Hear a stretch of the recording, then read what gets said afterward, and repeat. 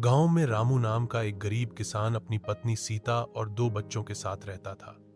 उसके पास बस एक छोटा सा खेत था जिसमें वह बड़ी मेहनत से अनाज उगाता था।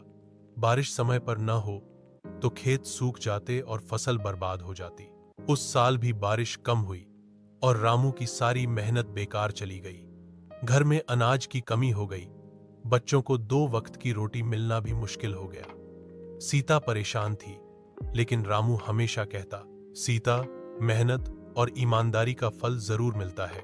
एक दिन रामू खेत जोतने गया तो उसे खेत के एक कोने में जमीन के नीचे कोई चीज चमकती हुई दिखी।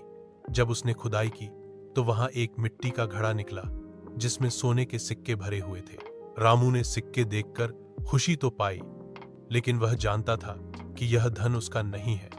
वह सीधे गांव के सरपंच के पास गया और बोला, सरपंच जी, मुझे खेत में यह घड़ा मिला है, लेकिन यह मेरा नहीं है। गांव का जो असली मालिक हो उसे लौटा दीजिए। सरपंच यह देखकर हैरान रह गया। उसने कहा, रामू, आजकल कौन इतना ईमानदार होता है? यह धन अब तुम्हारा ही है। तुम्हारी ईमानदारी की यह सच्ची इनाम है।